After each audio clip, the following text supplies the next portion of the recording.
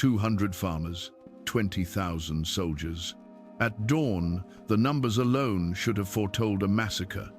Yet by the end of that single morning, it was the mighty Persian Empire, not the fragile Greek militia that lay shattered on the sands of Marathon. How did untrained peasants outmaneuver veteran imperial troops? What hidden decision made by a handful of Athenian generals flipped the fate of Western civilization? And why did ancient historians hint that a secret maneuver, one almost impossible for an amateur army, turned the tide in mere minutes? This is the forgotten story of courage, terror, strategy, and the morning when ordinary men defied an empire. The wind over the Aegean carried a warning long before the scouts returned. It was a restless, salty gust, one that whispered of sails crowding the horizon and an empire approaching with vengeance in its wake. Greece, a land of proud but quarreling city-states, had never seemed so small, so fragile, so exposed. And now, the greatest power the world had ever known was stretching its shadow toward Athens. Rumors spread faster than fire through dry brush. Farmers left their plows half buried in soil. Merchants froze in the middle of trade. Mothers clutched their children as if the very ground trembled beneath them. The message was clear. Persia had landed at Marathon. Not a raiding force, not a punitive squad. An army. As the news reached the Athenian assembly, tension thickened the air like smoke. Politicians shouted over each other, voices cracking with fear and pride. Some begged for surrender. Others called for a hopeless stand. All of them felt the weight. Persia's fury was not just aimed at Athens' rebellion, it sought to extinguish the spark of Greek independence forever.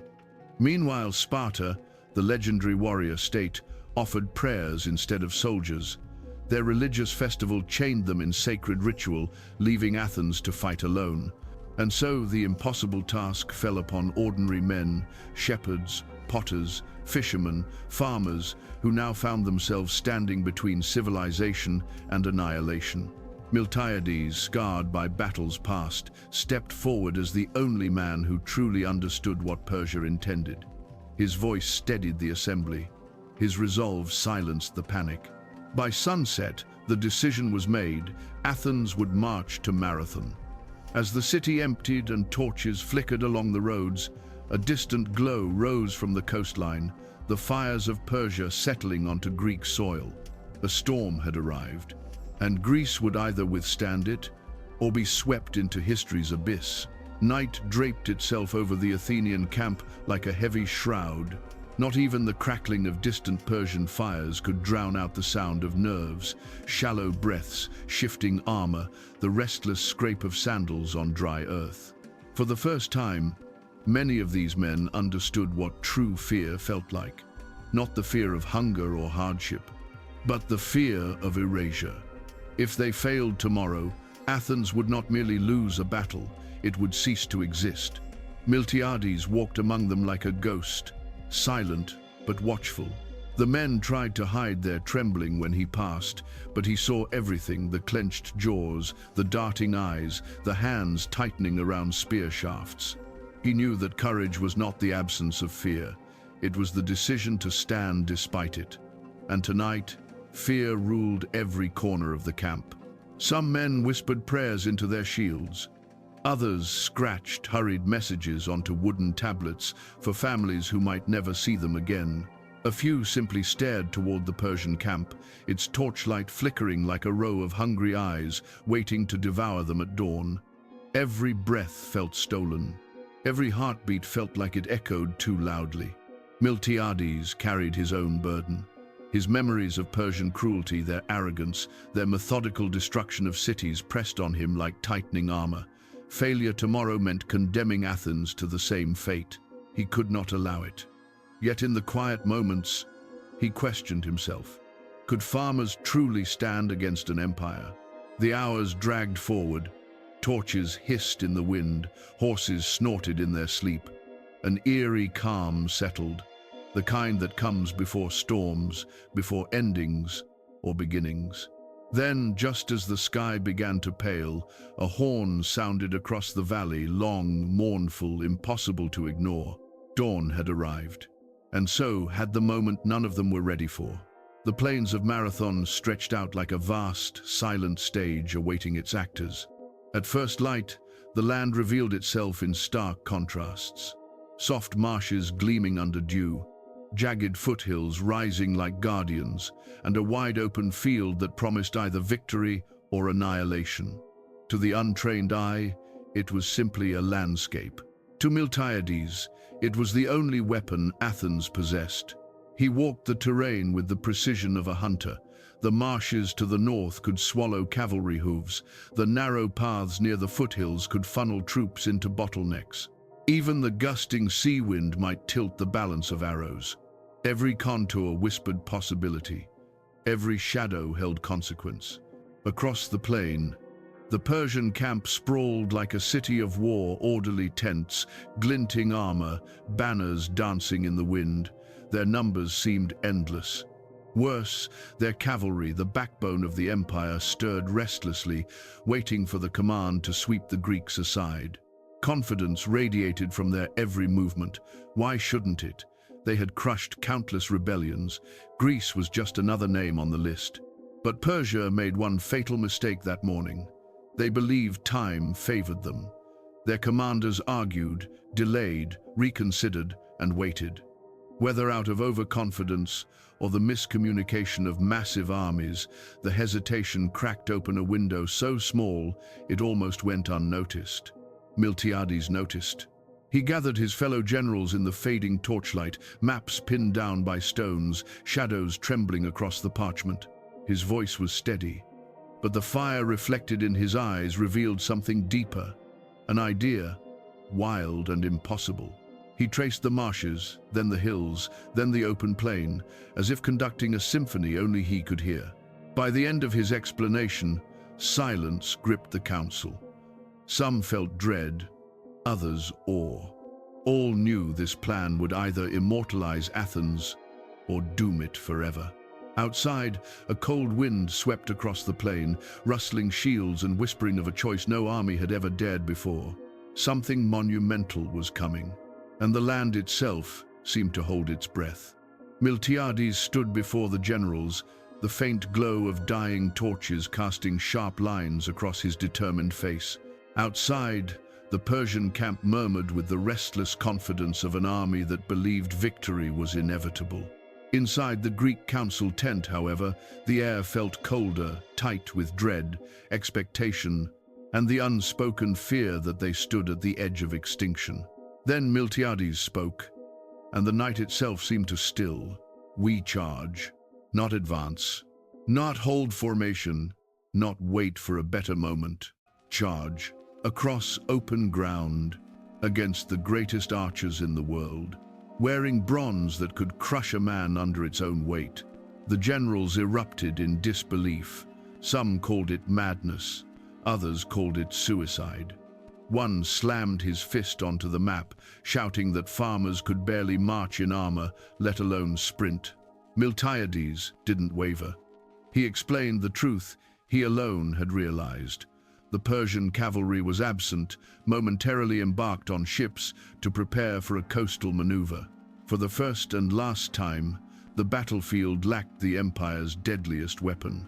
If they didn't exploit this moment, Persia would unleash its cavalry by noon, and Athens would fall before sunset. Silence returned, but now it carried a different weight, the weight of inevitability. The plan was insane, but every alternative ended in destruction. One by one, the generals nodded. Not out of confidence, but out of the terrible understanding that impossible odds demanded impossible decisions. Outside, soldiers prepared in the dim light, tightening straps, testing spear points, whispering final prayers. No one knew what awaited them at dawn, only that they would run not just for their city, but for the world that might come after. As the meeting ended, Miltiades looked toward the horizon, where the first hint of morning touched the sky. At dawn, he murmured, we change history. The sun had barely risen when a thin veil of mist curled across the plains of Marathon, softening the world into pale shapes and anxious silhouettes. Greek hoplites stood in rigid lines, their shields cold against their forearms, their breaths fogging in the morning chill. For a heartbeat, the entire field felt suspended in silence, the kind that arrives just before fate reveals itself. Then Miltiades gave the signal. A sharp clang rang out as shields lifted, spears angled forward, and suddenly, impossibly, the line began to run. At first, the earth only trembled. Then, it thundered. 200 Greek farmers' men, who had plowed fields and harvested barley just weeks before now, sprinted in heavy bronze, charging across nearly a mile of open ground. Their formation held tight, each man trusting the shield beside him more than his own heartbeat. Across the battlefield, the Persians stared in disbelief. Never in their vast experience had heavily armored hoplites charged at such speed. Archers scrambled to adjust their aim, their timing undone by this unprecedented storm of bronze and resolve. Arrows hissed into the air, but the Greeks closed the distance faster than mathematics should have allowed. Dust exploded beneath their feet. War cries echoed over the plain, raw and unfiltered, the sound of men who knew there was no retreat, only survival through ferocity. Persian officers shouted commands, but the momentum was already slipping from their grasp. Their front line reeled as the Greek wings accelerated with terrifying discipline. The center held formation, slower and steadier, drawing the Persians inward even as the flanks surged like twin battering rams. With every step, disbelief rippled through the imperial ranks. This was not the hesitant militia they expected. This was something else, something desperate, something dangerous.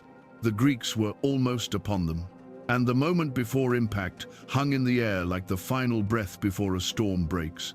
The collision was not a clash of armies, it was the sound of two worlds smashing into each other.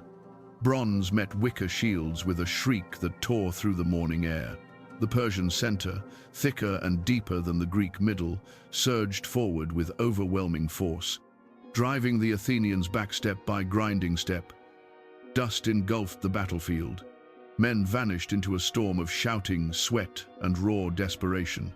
For a moment, it seemed the Greek line might buckle, but then the wings, the carefully reinforced Greek wings, ignited the trap Miltiades had envisioned under torchlight only hours earlier. On the far left, farmers who had never known war pushed with the strength of men defending everything they loved. On the right, veterans of past campaigns leaned into their shields like the weight of the world depended on it. Slowly at first, then with gathering force, both wings began to curve inward. Persian commanders shouted warnings, their voices cracking with sudden fear. This was no ordinary resistance. This was a maneuver so precise it bordered on impossible. The Greeks were enveloping them. The center of the Greek line continued to give ground not from weakness, but by design. The Persians pushed eagerly into the gap, unaware of their growing vulnerability. And then, like iron jaws snapping shut, the Greek wings converged. Confusion exploded among the Persians, their formations fractured, orders dissolved into chaos. Dust rose in choking clouds as men stumbled, collided, and struggled to reposition. What moments earlier felt like an unstoppable advance now became a desperate scramble to survive. Miltiades scanned the battlefield, heart hammering. He felt the shift. Before he saw it, the unmistakable ripple of an army losing its will. Persia, the colossal empire that had cowed nations into submission, now quivered under the pressure of farmers fighting for their home. And then the line broke. Persian soldiers turned, not to regroup, but to flee toward their ships. The impossible had happened. But the Greeks, panting, bloodied, stunned, had barely begun to understand what they had done. Silence fell over Marathon like a great sigh from the earth itself. Where moments earlier the plain had roared with the frenzy of collapsing armies, now only the wind moved, stirring dust, rattling abandoned shields, carrying the ragged breaths of men who could scarcely believe they still lived. The Persians were gone, fleeing toward their ships in frantic disorder, leaving behind a battlefield that felt less like a place of victory and more like the aftermath of a waking nightmare. The Greek hoplites stood frozen, chests heaving, armor dented, hands trembling from exhaustion and adrenaline. These were farmers, potters, shepherds, and yet they had just shattered the army of an empire. The realization arrived slowly, almost cautiously, as if their minds feared to grasp something so impossible. But there was no time to celebrate. A messenger sprinted toward Miltiades, breathless, eyes wide. The Persian fleet was repositioning, sails unfurling like dark wings on the horizon. They were not retreating, they were circling toward Athens. The battle here had been only the first act. If the fleet reached the city before the army returned, Athens would be defenseless. Miltiades didn't hesitate. He ordered the exhausted hoplites to march, not tomorrow, not after rest, but now, with legs that shook and lungs that burned. Every man understood. They had saved Athens once today. They would do it again before nightfall. As the army began its grueling march home, the fires of Marathon smoldered behind them, lighting the sky in a dim orange glow. Word of the victory raced ahead, carried by the legendary runner Phidippides, whose feet would echo for millennia. Athens awaited the next chapter of its destiny, and the men who had defeated an empire were not finished yet. By the time the Athenians reached their city, the sky had shifted from gold to deepening dusk, and the sea glimmered with approaching Persian sails. Exhausted, dehydrated, some barely able to lift their shields, still they formed a defensive line along the shore. And when the Persians saw them standing there, unbroken, unyielding, they hesitated. The empire that had expected easy conquest now faced men who refused to die on schedule. Slowly, the fleet turned away, its ambition for Athens slipping back into the horizon. Only then did the full weight of the day settle upon the Greeks. Marathon was not just a battle won through muscle and bronze. It was a triumph of will, of unity born not from training but from necessity. These men had preserved something fragile and immeasurable, the idea that ordinary citizens could decide their own fate. Historians would later argue that in those few hours the trajectory of Western civilization bent. Without Marathon, Athens might never have risen to become a beacon of philosophy, art, science, and democracy. The thoughts of Socrates, the plays of Aeschylus, the foundations of political freedom, all of it could have vanished before it ever existed. On that morning, 200 Greek farmers did more than defeat an empire. They protected a future they would never live to see. And as the waves washed silently over the Marathon shore, the world turned forever altered by the courage of men who refused to run.